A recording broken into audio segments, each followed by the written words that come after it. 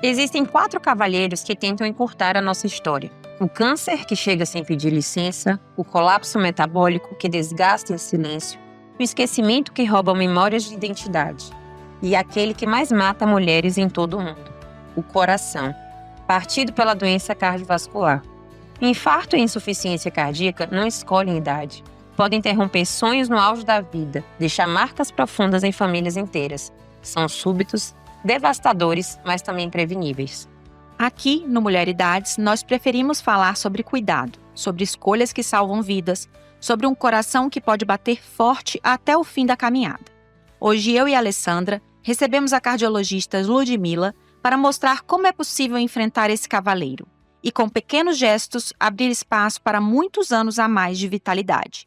Porque longevidade é também amar o coração que nos sustenta. Olá, sejam bem-vindas a mais um episódio do podcast Mulheridades. Um podcast que nasceu para debater o envelhecimento feminino com leveza, naturalidade e profundidade. Hoje, a nossa temática é para falar sobre as doenças cardiovasculares. E para falar sobre isso, nada melhor que a doutora Ludmila. Seja muito bem-vinda a um episódio do podcast. E a gente gostaria que você se apresentasse. Quem é a Ludmila? Olá, pessoal. Meu nome é Ludmila. Primeiro, eu quero agradecer o convite. Fiquei muito honrada e muito feliz com esse convite. Eu acompanho o programa. Acho uma temática muito interessante e estou muito agradecida. Bom, meu nome é Ludmila, sou cardiologista. Tenho 33 anos, sou mineira, moro em Conquista há 2 anos, mais ou menos. Me casei com conquistense e vim para cá. Me formei na UFMG. Minha formação foi toda em Belo Horizonte. Fiz residência de clínica médica na Santa Casa de BH e cardiologia no Hospital Felício Rufo. E desde então já comecei a atendo hospital e também consultório. Meu amor é consultório. Eu gosto muito da relação médico-paciente. Eu acho que o consultório é um ambiente que a gente consegue construir isso, né? Porque tem mais tempo, tem aquele segmento de anos com o paciente e eu amo ver a evolução disso tudo. É isso, ainda não sou mãe de pet, na verdade. Pretendo ser mãe, casada, e é isso. E estou aqui hoje para a gente conversar um pouquinho sobre a saúde cardiovascular. Seja muito bem-vinda. Obrigada. Nós estamos muito felizes com a sua presença aqui.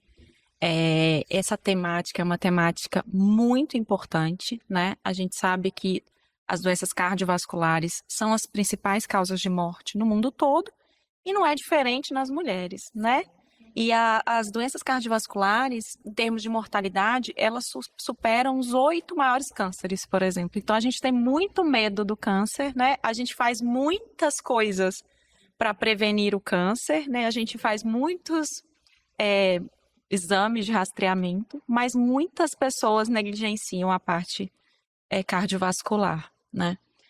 E falando especificamente das mulheres, a gente sabe que existe sim uma diferença, né, orgânica entre mulheres e homens. Uhum. Eu já citei esse livro aqui uma vez e vou citar novamente. Existe um livro chamado Mulheres Invisíveis que fala justamente sobre a ausência da mulher nas pesquisas científicas durante muito tempo. Então, até no sentido de sabermos quais são, né, as evidências científicas específicas, né, sobre fatores de risco, sobre as medicações, sobre o andamento, é difícil a gente pensar nesse viés de gênero, né? Sim. E dentro do consultório, como você percebe essa preocupação das mulheres com a saúde cardiovascular? Geralmente as mulheres, elas vêm muitas vezes numa idade mais avançada, dificilmente elas iniciam uma avaliação num período mais precoce. Já o ginecologista fala que é todo ano, não esquecem de jeito nenhum. Muitas vezes elas só vêm depois que o ginecologista fala, olha, você precisa passar num cardiologista. Sendo que a partir dos 40 anos já é indicado fazer esse acompanhamento a cada ano, a cada 2 anos. Mas elas costumam chegar ali na faixa de uns 60 anos, quando a gente já sabe que o risco já é mais aumentado, né?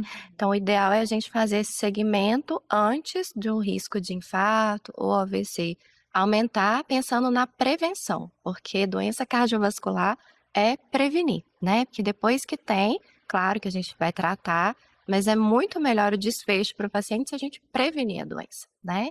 Então, eu acho que ainda falta criar esse hábito desse acompanhamento cardiológico, independente de estar sentindo alguma coisa, exatamente para a gente começar a prevenção de doenças. Com certeza.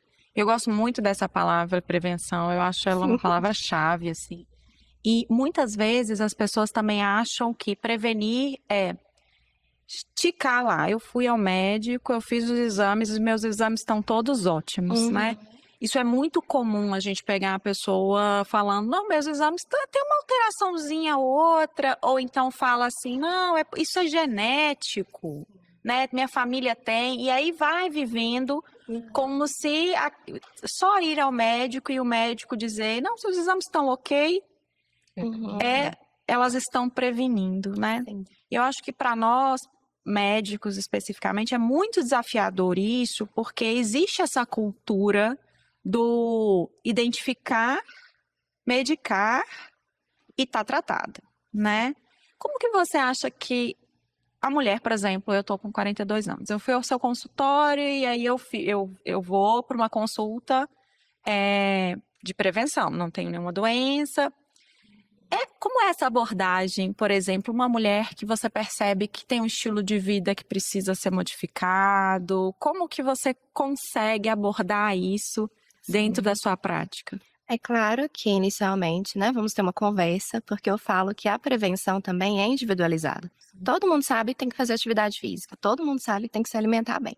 Mas não dá para eu virar para uma mulher, né, e falar, você tem que fazer atividade física 150 minutos semanais para uma mulher que tem tripla jornada, né? Então eu gosto de entender como que é o dia a dia da paciente e tentar encaixar ali essas formas de prevenir, né? Então, a paciente, eu pergunto assim, cada refeição, que geralmente elas chegam falando, doutora, eu não entendo, meu colesterol tá alto, eu tô engordando, mas eu me alimento super bem. Aí você vai perguntando, me fala seu café da manhã. Aí ela me fala, eu falo, me fala seu almoço. E aí você vai vendo que dá para fazer várias alterações ali. Então, assim, não sou a especialista nessa parte, eu quero que ela procure um nutricionista, mas muitas vezes ela não vai ter esse acesso também ao nutricionista. Então, ali no consultório, conversando, entendendo o dia a dia, a história daquela paciente, eu consigo fazer algumas alterações individualizadas. É isso. Prevenção não é só aquela MEV, né? Mudança de estilo de vida que todo mundo coloca no prontuário. Tem que ser para aquela paciente, tem que se encaixar no dia daquela paciente. Tem paciente que eu só vou conseguir encaixar atividade física para ela no final de semana. E hoje a gente já sabe que isso também é benéfico para a saúde cardiovascular. Claro que o ideal é que a gente faça isso durante a semana inteira. Mas eu ouço a história da paciente e eu fico, não, realmente, de segunda a sexta não tem como encaixar, porque é uma paciente que trabalha o dia inteiro, que chega em casa às 10 horas da noite, ainda tem família para cuidar, então a atividade física no dia de semana realmente fica muito difícil de se encaixar. Mas aí eu converso, então vamos, final de semana, vamos deixar fixo, então, uma caminhada, 30 minutos para começar, e aí a gente vai conseguindo alguns avanços. Outra coisa em relação à saúde cardiovascular é que as doenças são silenciosas. Isso é difícil da gente colocar na cabeça do paciente que ele precisa, às vezes, tomar um medicamento, mudar um hábito, se ele não está sentindo nada. Só que na doença cardiovascular, quando você sente alguma coisa, é porque já está muito avançado. Então, a gente não pode esperar isso. Então, hipertensão, né? O paciente fala, doutora, mas eu não sinto nada. Eu falo, sim, você não vai sentir nada mesmo, mas a gente precisa iniciar um tratamento. Ou então o colesterol, não vai sentir nada, mas as plaquinhas de gordura estão ali formando e quando elas se manifestarem vai ser às vezes com infarto, né? E a gente não quer esse desfecho. Então, realmente, assim, é um trabalho. Eu falo que eu tento convencer, eu fico ali tentando argumentar até convencer os pacientes que eles precisam se cuidar. Às vezes eu não consigo, mas às vezes eu tenho sucesso. E eu fico muito feliz. A gente sempre traz aqui, né, a questão das alterações no processo de envelhecimento, que ele começa na terceira década de vida, né? E referente ao processo de envelhecimento feminino em si, você acha que você acha não, você pode trazer que as alterações hormonais impactam diretamente nesse processo, por exemplo, como a gravidez, a primeira menstruação, a menopausa, como é que isso interfere nesses cuidados até mesmo preventivos? O que é que a gente pode fazer nesse sentido? A mulher, ela é diferente do homem, né, em questão de saúde cardiovascular. Quando a gente pega os estudos, como a doutora Joana já falou, muitas vezes a amostra, né, de mulheres ali no estudo é 20%. Então, 80% é homem, 20% é mulher. A gente não leva em conta nas calculadoras de risco cardiovascular, pelo menos nas mais utilizadas, a gente não coloca lá a parte hormonal feminina. O fato de ter passado pela menopausa, muitas vezes, o fato da mulher ter um ovário policístico, que está sim associado ao aumento de risco cardiovascular, ou ter uma doença reumatológica, que é mais comum nas mulheres, que essa inflamação também eleva risco cardiovascular. Então, tudo isso interfere. A mulher, ela às vezes carrega mais riscos do que o homem. Só que aquilo não está tão visível ali no nosso dia a dia. Então, por exemplo, um homem e uma mulher, dos dois com 50 anos, de fator de risco ali só a hipertensão. Mas às vezes essa mulher já sofreu uma eclâmpsia. Isso já aumenta o risco cardiovascular. Não está em calculadora nenhuma, mas a gente tem que levar isso em conta. A gente sabe que a menopausa é um período que a gente perde o estrógeno. O estrógeno é o hormônio protetor da mulher. E quando esse hormônio cai, aumenta o risco cardiovascular, porque ele atua diretamente nos vasos, né? Levando uma vasodilatação, ele é anti-inflamatório e ele é antioxidante. De repente, a mulher fica ali sem esses hormônios e é quando aumenta significativamente a taxa de infartos e AVC, né?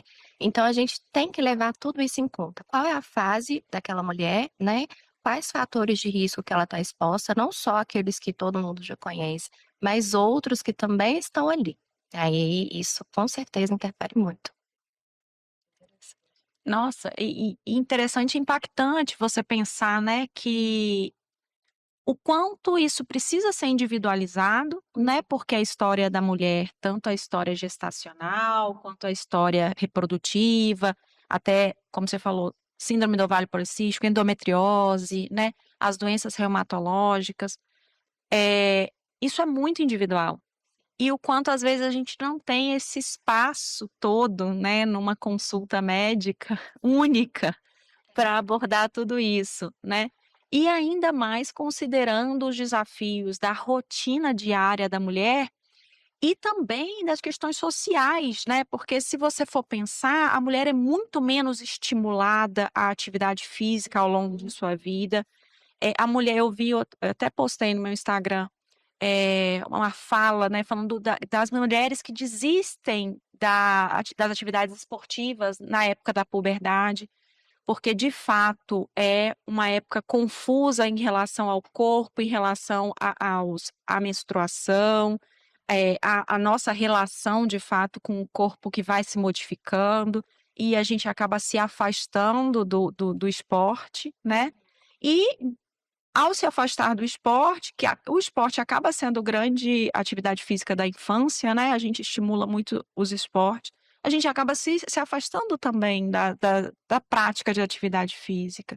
E muitas vezes, quando você vai voltar a isso, é lá na frente, né? Quando você começa a ter uma consciência maior da importância daquilo para a manutenção do seu organismo como um todo, mas ainda muito com a pressão estética, né? Ainda tem isso, né? Porque não é raro também você ouvir as mulheres, não, eu não quero ir para musculação porque eu não quero ficar forte, né? Sim. Então, assim, ainda essa cultura do corpo magro, do corpo. Então, assim, é tão complexo isso, e quando a gente fala de um assunto tão relevante, que a gente está falando não apenas do limite entre morte e vida, mas o que eu considero pior, que é o limite entre funcionalidade, né, e total dependência. Porque quando a gente está falando de doenças cardiovasculares, a gente fala de doenças que modificam a qualidade de vida de uma forma muito impactante, né? Sim. Como, por exemplo, um acidente químico, né? Um AVC, um derrame, como as pessoas costumam chamar, que a pessoa pode vir a ficar, né, com uma dependência física, né? Então, a gente sabe que as mulheres, elas vivem mais, mas elas vivem pior, né? Então, é importante a gente lembrar disso, né? Que o limite aí, quando a gente está falando de doenças cardiovasculares, não é só vida e morte, né? Não é um infarto que vai te levar, porque às vezes tem gente que acha que é real, né? Isso Uhum. é um livro, se eu morrer, morri, É, né? exatamente, eu sempre chamo atenção para isso. E eu acho também que isso gera um entendimento maior, quando eu falo, porque o paciente pensa, viver ou morrer. Mas eu falo, você pode ter um AVC e ficar acamado. Porque muitas vezes as mulheres, elas tendem a cuidar de todo mundo, né? Elas cuidam, tipo, doutora, mas eu não consegui passar na consulta porque eu estava cuidando do meu marido. Ou então porque eu estava cuidando da minha mãe, do meu filho. Aí eu falo, mas imagina se você continua sem se cuidar, sem usar os medicamentos que já foram prescritos, por exemplo, e aí você tem um AVC. As pessoas vão precisar cuidar de você, você não vai conseguir mais cuidar de ninguém. E aí, quando você fala isso pra mulher, então tem um peso maior que ela fica, meu Deus, não, eu não posso correr o risco porque eu preciso continuar cuidando dos outros. Então, é muito essa questão da mulher querer cuidar de todo mundo, né? É um fator a mais, é um estresse a mais. Lembrando que o estresse também tem um peso muito grande na saúde cardiovascular. Então, eu vejo muitas vezes a mulher leva o marido na consulta, mas eu nunca vi um marido insistindo para a mulher ir na consulta.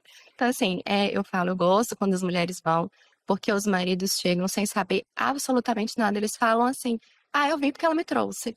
E aí, quando você vai ver, é um paciente que já tem várias doenças, que já deveria estar sendo tratado, e ele só foi porque a mulher falou. E ela me conta a história inteira do paciente. Eu nunca vi isso ao contrário, sabe?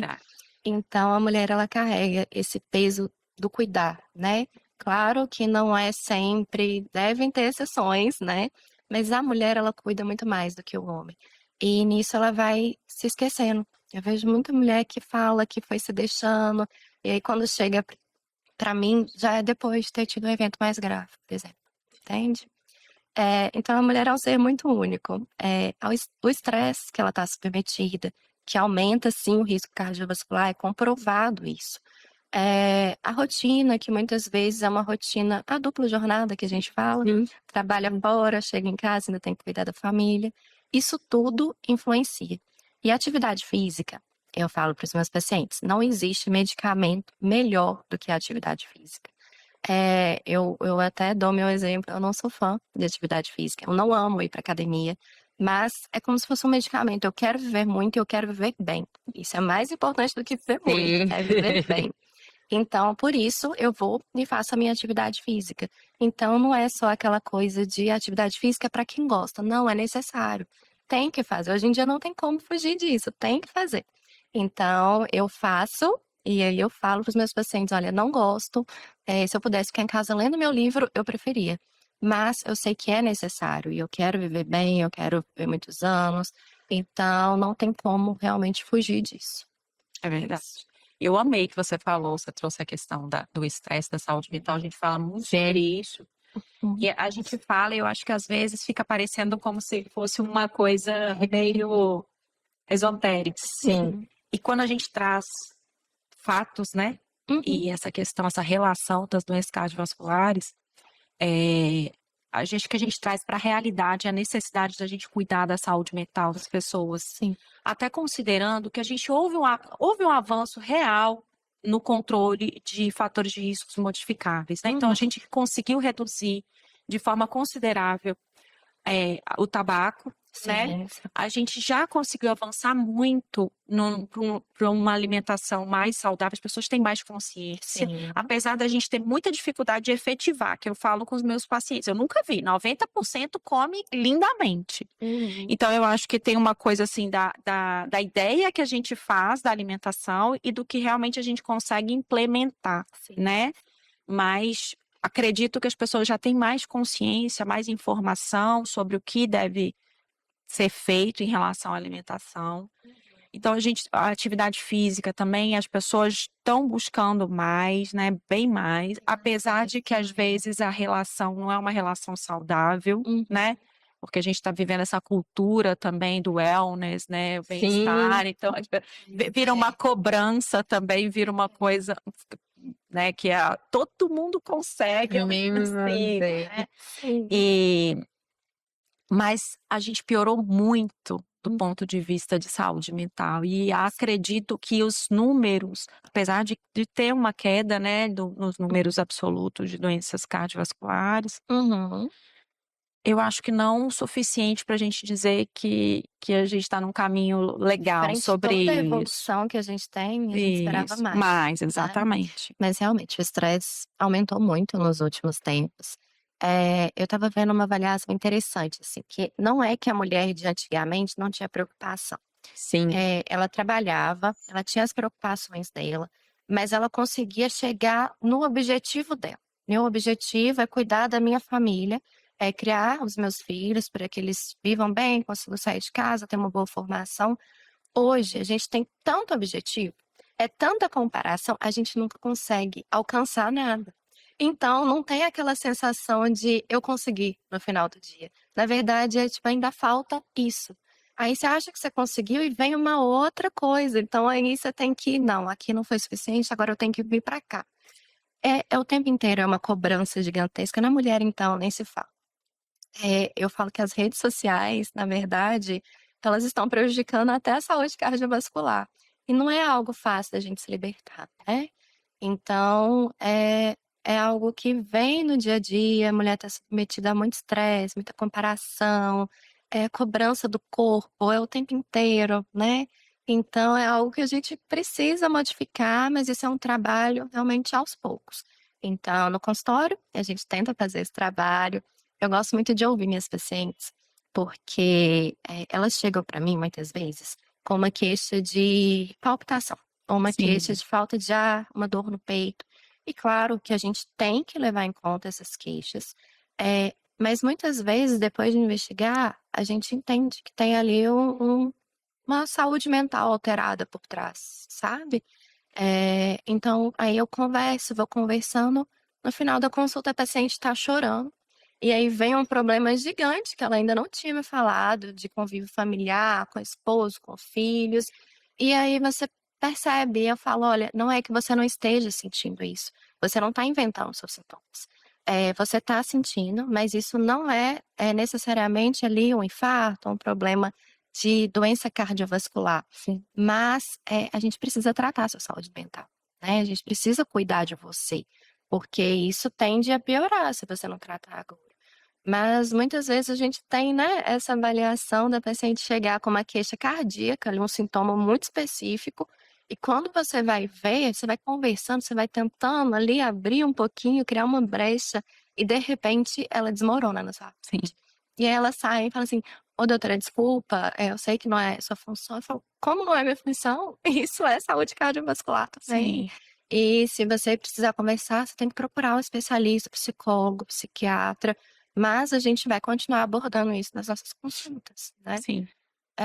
Não é fácil ser mulher. Não, eu acho bem interessante essa temática, porque assim, a gente vem discutindo sobre a longevidade, a gente percebe que a expectativa de vida ela tem aumentado, né? As pessoas têm vivido mais, inclusive com mais qualidade. E isso que você traz é muito interessante, porque quando a gente olha para trás, por exemplo, minha avó tem 86 anos de idade. Aí eu vou observar como é que era o dia a dia dela, como é que ela vivia a vida, tanto nos aspectos. Não existia tanta questão da atividade física, mas eram pessoas que caminhavam longas distâncias, Ativas. eram pessoas mais ativas, Uhum. cuidavam mais da alimentação, e essa questão da saúde mental não impactava tanto, porque tinham poucos objetivos. E aí quando a gente olha, né, para nossa sociedade hoje, para nossos adolescentes, para os adultos, tem se percebido uma taxa grande de mortalidade associada à saúde mental. E essa é uma preocupação que a gente precisa, né, estar atento, conversar sobre isso, falar sobre isso, porque assim, beleza, estamos focando em políticas públicas relacionadas ao processo de longevidade, associada a todas essas questões que a gente está conversando, Uhum. mas e o cuidado com a mente, né? O que que a gente tem feito, de que forma a gente tem conduzido para que isso não impacte nesse processo. Então, assim, é algo que leva muita reflexão e mexe muito no nosso dia a dia, mexe muito com a forma como a gente vive a vida. Inclusive, quando você traz essa questão da dupla jornada, da tripla jornada, a mulher quer ser a Mulher Maravilha, né? Sim, E muitas vezes ela não dá conta, ela precisa exatamente. entender que ela também precisa de ajuda, que ela também precisa ser cuidada Uhum. e ela Sim. precisa estar disponível também para isso, né? Então Aberta a isso. é muito interessante quando você traz isso, porque a gente a gente vai vivendo de forma automática, sem se perceber que o perigo está exatamente aí. E quando a gente vai dar conta, as coisas já aconteceram, né? Às vezes como eu disse, eu trabalho em consultório e hospital também. Uhum. Então, às vezes, você vai perceber quando você está ali em uma avaliação para ir para uma cirurgia cardíaca, porque teve Sim. infarto. E aí vem, né, as promessas de mudar, não, agora vai ser tudo diferente. Mas às vezes, mesmo assim, ela permanece nessa jornada, ela não consegue ser cuidada, ela coloca o mundo na frente, Sim. né? Então, é necessário, no consultório, comigo, o cardiologista, né, o psicólogo, o geriatra, a gente fazer essa avaliação da saúde mental, Sim. porque poucas já vão direto procurar o psiquiatra. Então, precisa do nosso incentivo para que ela vá. Ainda existe um tabu, Sim. principalmente nas mulheres, né, com idade um pouco mais avançada, é um tabu muito grande. Então, a gente tem que realmente desmitificar e convencer a fazer esse tratamento, a fazer esse acompanhamento e olhar para a saúde mental como algo realmente importante Sim. na vida, né? Está relacionado a todos os outros sistemas orgânicos. Sim. Eu vou até além, eu acho que a gente não são só os profissionais de saúde que têm que ter esse cuidado e a gente precisa começar bem antes, porque o mundo mudou. E não adianta também a gente dizer, vamos simplificar novamente o mundo, vamos voltar tem uma série que eu amo.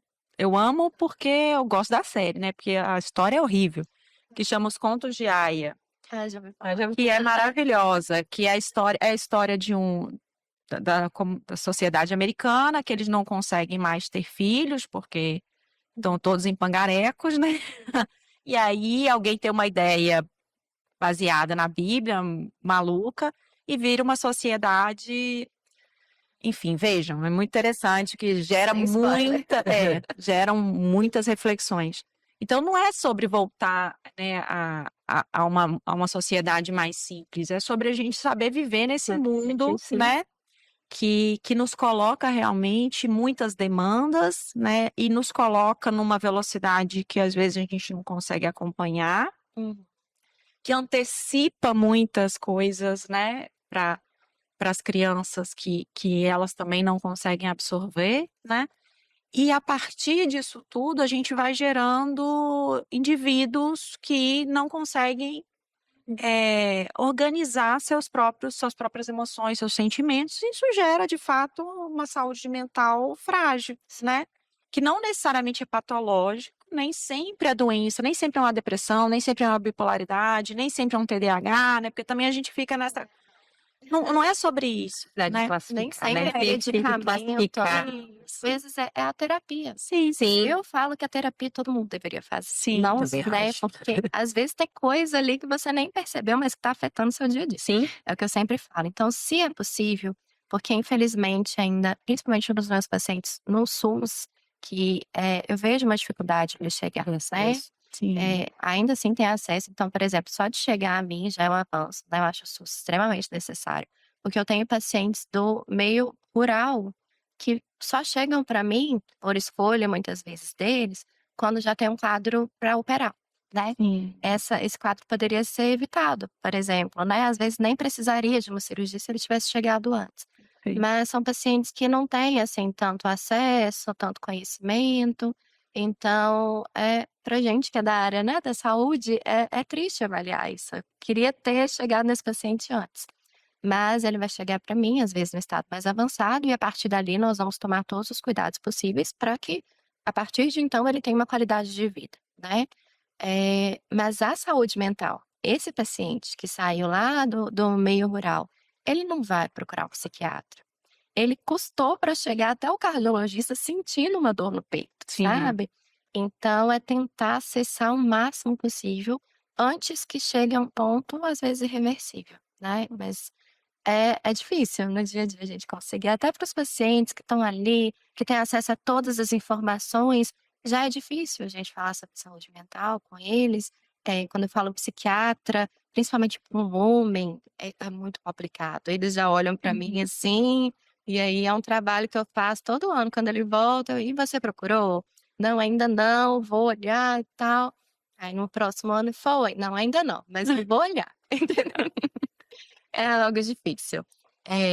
Mas é isso, a saúde cardiovascular é basicamente prevenir, Sim. e é aquilo que todo mundo sabe. A atividade física, se alimentar bem, evitar tabagismo, controlar colesterol, diminuir o estresse, um sono adequado, tratar diabetes se você tiver. Assim, todo mundo sabe um pouquinho sobre isso, mas colocar em prática já É o não é mais todo mundo difícil. que consegue. É, pensando nessa perspectiva de saúde mental, né, de autoconhecimento, autodesenvolvimento, a gente tem se falado muito sobre ansiedade. Como é que a gente pode diferenciar os sintomas de um processo de ansiedade e de um sintoma silenciado cardiovascular? O que que a gente precisa ficar alerta para poder. Primeira coisa é que muitas vezes a mulher, geralmente a mulher, idoso e paciente diabético, eles vão ter manifestações que a gente chama de atípicas. Então, nem sempre a mulher que está infartando, ela vai chegar no pronto atendimento com dor no peito, que é o esperado. Às vezes ela vai chegar falando que está com uma angústia. E aí, muitas vezes, por ser mulher, eh, existe um subdiagnóstico. Essas mulheres são liberadas para casa falando: "Não, é ansiedade. Não, você precisa ir para o psicólogo". E muitas vezes é realmente um quadro de infarto. Isso acontece com muita frequência. Então, ter esse conhecimento é a primeira coisa, porque senão toda mulher jovem que chega para mim falando que está com dor no peito, eu vou falar: "Não, é ansiedade. Toma aqui, vai para o psiquiatra, psicólogo, você vai tratar". Também não posso fazer isso. Então eu tenho que realmente ouvir a queixa da paciente e muitas vezes a gente vai precisar de alguns exames para ter certeza que está tudo bem. E a história, a paciente vai me contar a história, né. E mesmo para aquela paciente que você pensa: "Pode ser ansiedade", porque essa mulher tem vários conflitos familiares, ainda assim, essa ansiedade, esse estresse já pode ter levado a doenças cardiovasculares. Então realmente é um limiar complicado, mas você não pode só desconsiderar por ser mulher, porque isso Uhum. acontece com muita frequência. Mulher chegar no pronto atendimento, "Ai, eu tô sentindo palpitação, não consigo respirar", e aí o médico que tá ali, às vezes, já olha e pensa: "Não é PT, é ansiedade". E isso leva a um subdiagnóstico de doenças cardiovasculares. Tem vários estudos que mostram que as mulheres são tratadas de forma mais tardia, porque perdeu, às vezes, essa deixa, considerando que É. era sintoma de ansiedade. Então, é claro que não é toda mulher que vai chegar, e aí eu já vou pedir um cateterismo, não é assim. A gente vai investigar, a gente vai conversar, vai avaliar aos poucos. E aí, às vezes, a mulher depois pede até desculpa: doutora, desculpa ter vindo, eu achei realmente. Eu não, você fez certo. Se você sentiu palpitação, falta de ar, dor no peito, você deve procurar o cardiologista. E aí nós vamos avaliar se aquilo é uma doença cardiovascular ou não. E mesmo que no final a conclusão seja: não foi uma doença cardiovascular, foi um transtorno de ansiedade generalizado, ainda assim, cabe a mim te indicar o tratamento, né, você precisa ser encaminhado, eu preciso continuar acompanhando até que você esteja mais direcionado. Então é isso, é não ficar com esse tabu de que se a mulher chegou no pronto atendimento com alguns sintomas que não são aqueles típicos, eu vou passar um ansiolítico, né, dar um remedinho para ansiedade que ela vai melhorar. Não dá para tirar a importância de uma queixa, porque às vezes não vai ser aquela dor no peito que todo mundo fala. Sim. Não, e pensando aqui, né, ela falando, eu fiquei pensando nesse mundo hoje que as informações, elas são cada vez mais sintetizadas, né, e rotuladas.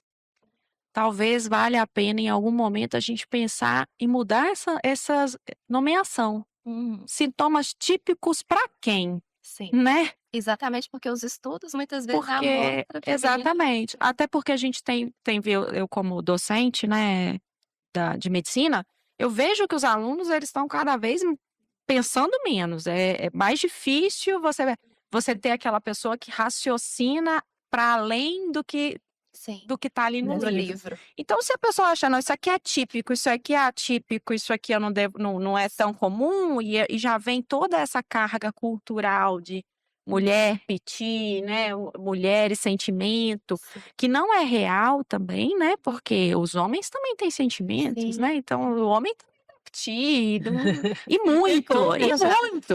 e como, né, de chegar à conclusão que era, alguma coisa da parte emocional de homem De homem também. também, exatamente. Então a gente talvez mudar essa nomenclatura, né, porque, como a gente falou, os estudos, né, eles não consideram esse corte de gênero, E talvez na mulher realmente não seja um sintoma típico. Exato. O sintoma típico da mulher é outro. Não é a dor, É, né? isso, Acontece né? realmente uma nomenclatura que já cria aí uma barreira para o Sim, diagnóstico correto, né? Você sim, vê dor atípica, não, nem vale a pena investigar. Mas eles sempre enfatizam que em populações, né? Então, mulher, né? Sexo uhum, feminino, idoso e diabético, muitas vezes não vai ser aquela dor típica. O quadro típico sim, dessas populações vão ser sim. outros. E muito em breve essa população vai ser todo mundo, né? Isso. Muito em breve essa população, né?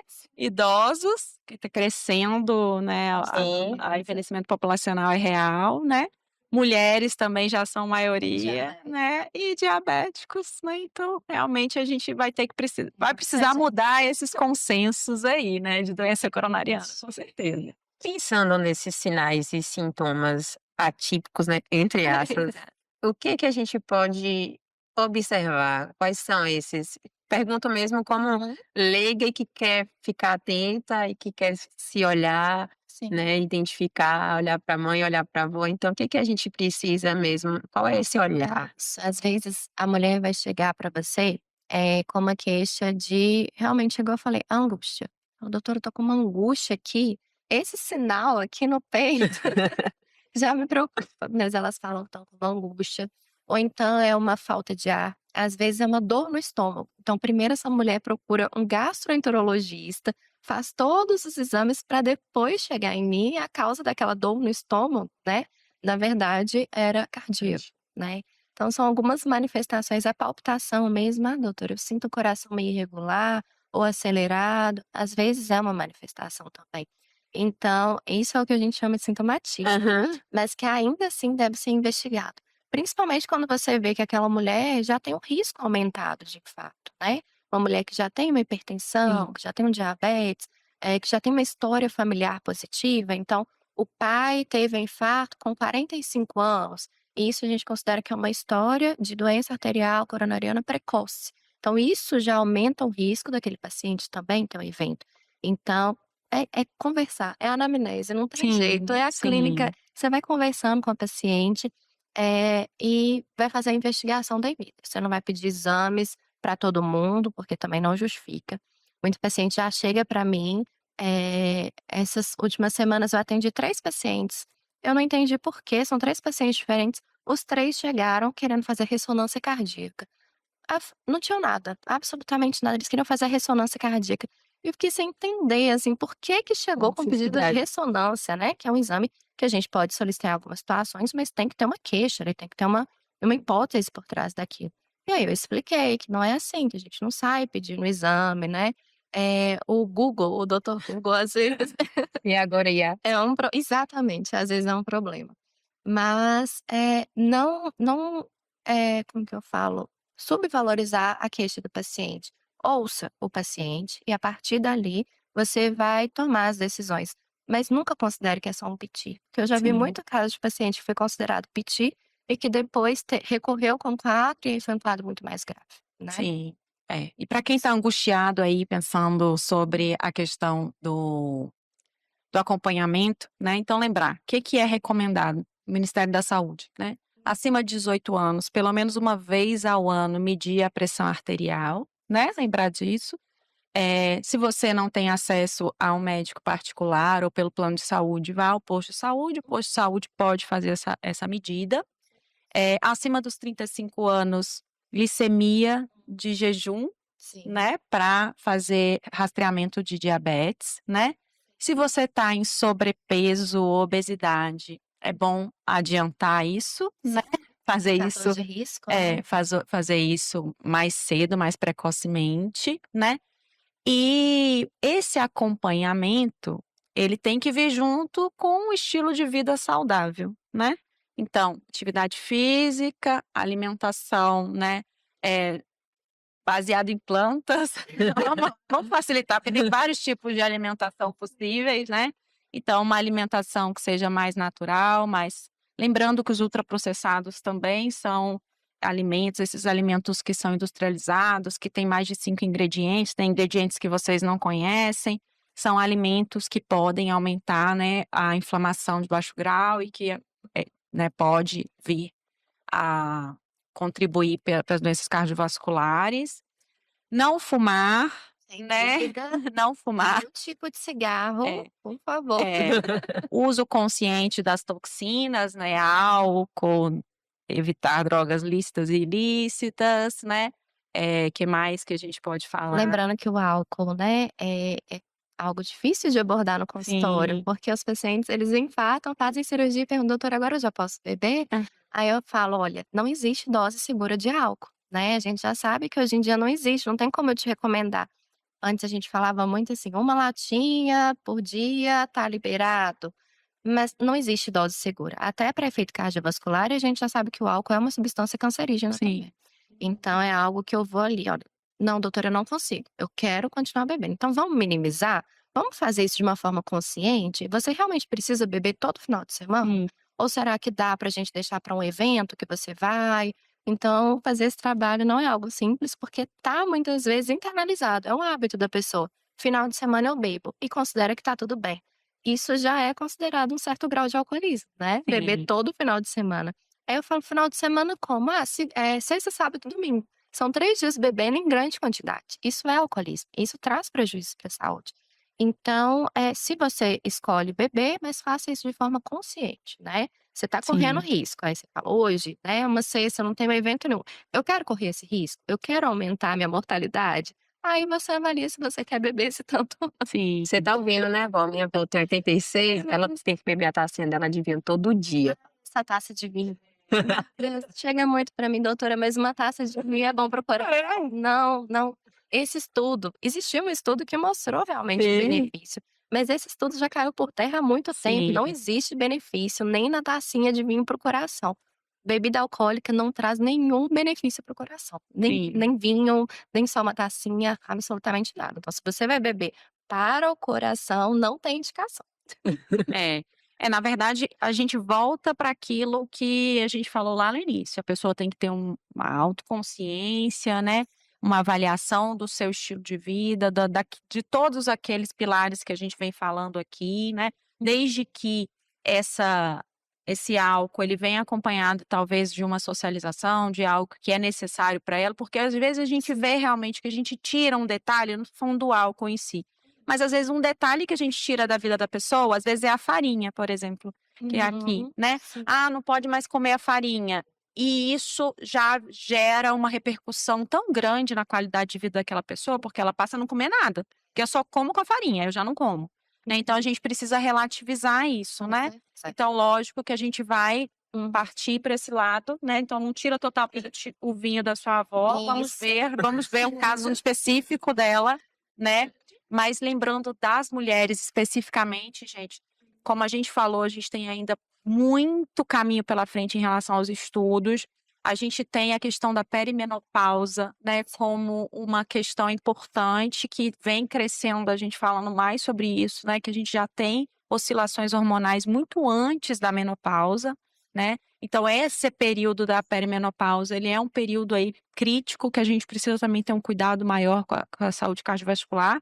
E talvez essas intervenções que a gente está falando de atividade física, alimentação, sejam também muito importantes nesse período, né? E hoje o acompanhamento da pós-menopausa, né, que a gente já tem também muito bem consolidado a terapia de reposição hormonal nas mulheres também como uma estratégia para melhorar, né, o risco cardiovascular. Eu acho que é importante a gente falar sobre isso um pouco, né? Porque a gente já tem, de fato, tem-se muito medo, né, ainda, porque hormônio ainda é um tabu também na medicina, mas os estudos vêm mostrando que existe um benefício, né, na prevenção de eventos cardiovasculares aí com a terapia de reposição hormonal. Né? A terapia de reposição hormonal, como eu disse, né, o estrógeno é um fator protetor da saúde cardiovascular. Então, quando a gente descobriu isso, pensou, então se a gente repor esse estrógeno, se a gente fizer reposição para todas as mulheres, com isso a gente vai melhorar o risco cardiovascular. Só que o que a gente viu é que não é bem assim. Esse estrógeno externo, né, que não seja o endógeno, às vezes não vai ter o mesmo efeito do estrógeno endógeno. Então ele pode até aumentar, dependendo da mulher, né, que começou aquela terapia, ele pode até levar a mais eventos cardiovasculares. Então a nossa orientação não é para não fazer a terapia, até porque a gente sabe, né, dos efeitos que as mulheres sofrem com a menopausa, é algo que realmente atrapalha muito a qualidade de vida da mulher. Mas se fazer isso com um acompanhamento correto, né, de um profissional, do ginecologista ou endocrinologista, e fazer um acompanhamento cardiológico. Então, para liberar essa terapia, eu preciso ter certeza que aquela mulher não tem um alto risco cardiovascular, por exemplo. Porque se a mulher já teve um infarto, um AVC, ela não pode fazer essa terapia de reposição hormonal, a gente vai ter que arrumar outras formas de ajudá-la na qualidade de vida. Mas para a mulher, né, que já tem ali um risco baixo, às vezes até um risco intermediário, dá para a gente manejar, mas é o ginecologista trabalhando com o cardiologista. Então é nesse momento que eu recebo muitas pacientes, são pacientes que Sim. nunca passaram, mas estão com sintomas, os fogachos, a insônia, né, que são os sintomas da menopausa, e aí elas vêm para avaliar essa reposição hormonal, e a partir daí a gente faz toda uma avaliação do histórico, da história familiar, tudo isso para então liberar. Então não é que não possa fazer, mas deve ser feito de uma forma segura, né, Uhum. com acompanhamento. Mas a menopausa é realmente um período muito difícil na vida da mulher, e aí gera também o estresse, Sim. atrapalha. É mais um fator de estresse, é o sono, que muitas vezes um dos sintomas é a insônia, os ambientes muitas vezes não estão preparados para a mulher na menopausa. O fogacho, né, que elas falam, esse calor, e aí fica com vermelha, é algo real, é um efeito vascular mesmo. E às vezes essa mulher no trabalho não tem um ambiente que ela possa sair para tomar um ar que seja. Então isso tudo é necessário, são medidas que a gente não avalia, mas que podem trazer uma mudança muito grande na vida da mulher, porque essas mulheres estão no mercado de trabalho, começaram a menopausa. Então tem que ter esse acolhimento em relação a isso também, mas esses detalhes ainda não são muito falados, né. Sim. Mas é um período bem complicado na vida da mulher. E para acabar as polêmicas aí, e a reposição de cálcio, também é outra polêmica cardiovascular aí. Antigamente, as mulheres, para quem não está contextualizado, entravam na menopausa, né, aí começava-se a reposição de cálcio, né, cálcio e vitamina D, de forma processual, né. E aí houve um estudo que mostrou, né, que essa reposição de cálcio sem indicação, a pessoa não tem osteoporose ainda, ela não está fazendo um tratamento específico para osteoporose, que o tratamento da osteoporose não é reposição de cálcio, só lembrando. E aí o estudo trouxe um aumento de eventos cardiovasculares associado a essa reposição de cálcio. Então hoje é assim, já é outra Pois novela, né. as coisas mudam, né, ainda Sim, bem que tem os estudos. Então tudo que for embasado, a gente tem que realmente colocar na nossa prática clínica. O cálcio, eu ainda vejo no meu dia a dia, muitas mulheres já chegam com aquela prescrição de cálcio e vitamina D, sem sequer ter a deficiência, né, então é algo uhum, que a gente ainda precisa melhorar. O cálcio, ele tem a indicação, não é para toda mulher que a gente vai indicar o cálcio, e pode sim aumentar efeitos cardiovasculares, até porque o cálcio, ele é um íon que está ali associado à parte elétrica do coração, à parte dos batimentos. Então, se ele tiver em excesso, né, ou em falta, até pode levar a uma arritmia grave. A gente não pode arriscar só porque quer dar um cálcio que não tem nem mais indicação para o paciente, né. hum, Então, realmente tem que ter esse controle, por isso que é necessário fazer tudo com acompanhamento médico, e é um acompanhamento médico da pessoa que realmente se especializou naquilo, né. Porque hoje a gente vê muita coisa, né, na medicina, na área da saúde de forma geral, muitas pessoas que não estudaram tanto para colocar aquele título nela, né.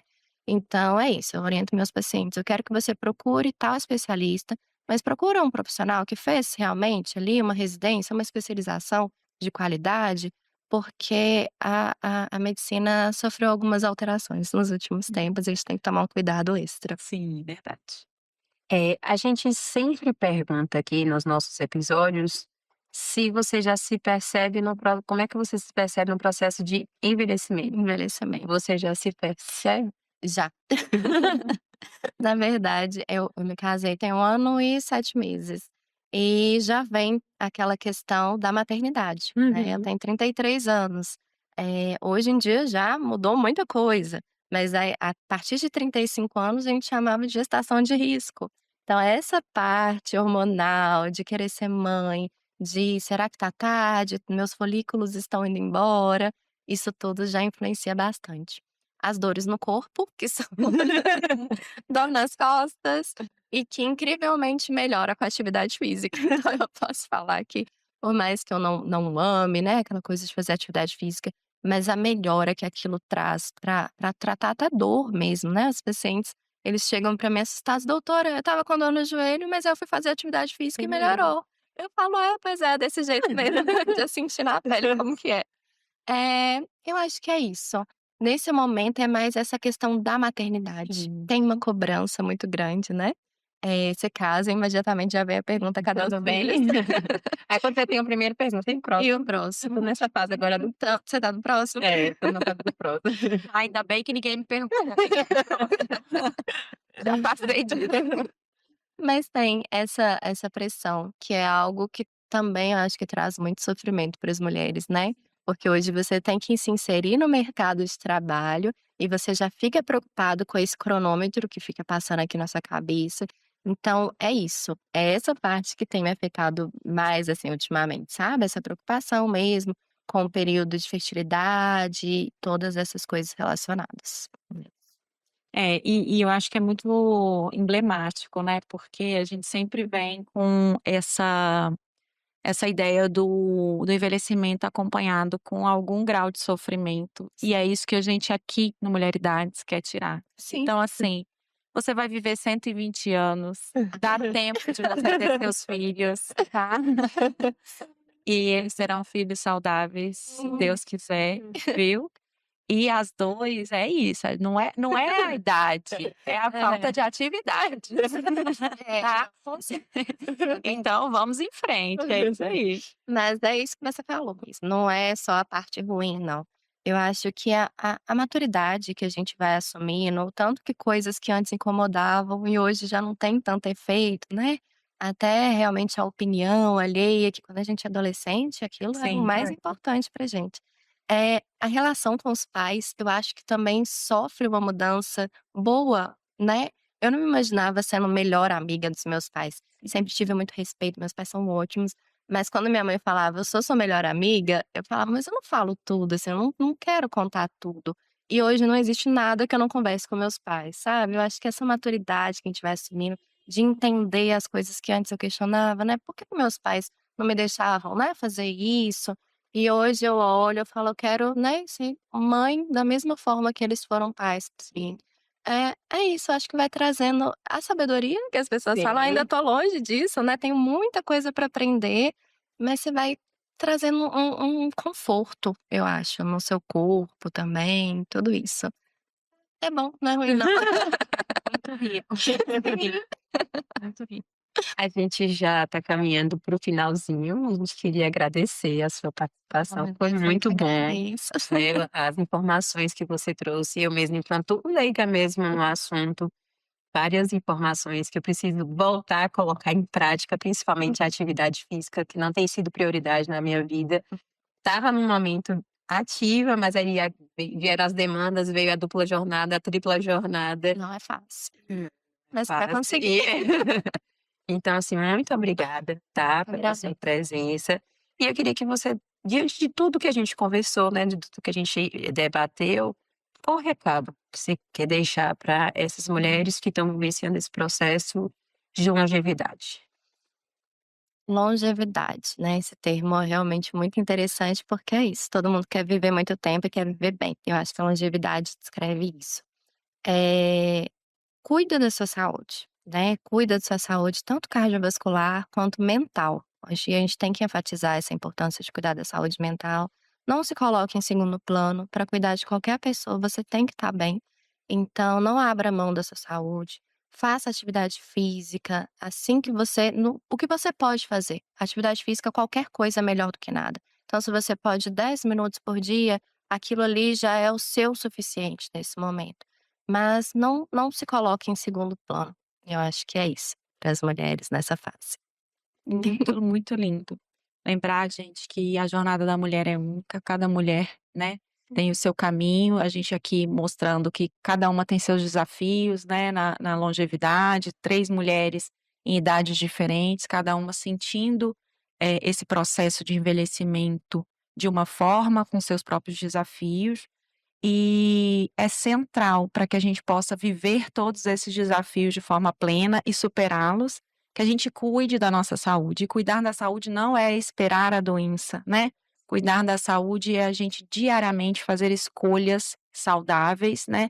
E ter profissionais de saúde nesse caminho com a gente é fundamental, né? Então, lembrando que a doutora Ludmila é cardiologista e você pode ser encontrada onde, Ludmila? Eu trabalho no Hospital IBR, na Clínica Eco e no HCC. É só um prazer cuidar de você. Fala pra Nas gente o redes seu sociais, arroba. né? Nas redes sociais, como é que é isso? É arroba doutora Ludmila Machado, doutora DRA, no Instagram. Muito legal. Me segue lá que eu boto algumas dicas. Sigam lá que ela é ótima, gente. Olha, quero agradecer muito a sua presença. Eu que quero Ficamos agradecer. muito felizes, foi muito rico mesmo. Agradecer a todo mundo que assistiu a gente até aqui. Agradecer a da Isadora que contribuiu com os nossos looks, né? Que chique. O Luzier Studio, que faz os nossos cabelos, né? E continuar convidando vocês a patrocinarem o nosso podcast. É uma iniciativa privada, né? Que eu e a Alessandra fazemos com muito amor e carinho e queremos seguir fazendo. E o que vocês puderem contribuir, estamos aqui. Lembrar que nós estamos no Instagram, no @mulher_idades. Eu, @DRA, Joana Geriatra. E a Alessandra, @alessandra.matos. maravilhoso. Obrigada, gente. Foi um prazer estar com vocês hoje e até a próxima. Tchau, tchau. Tchau.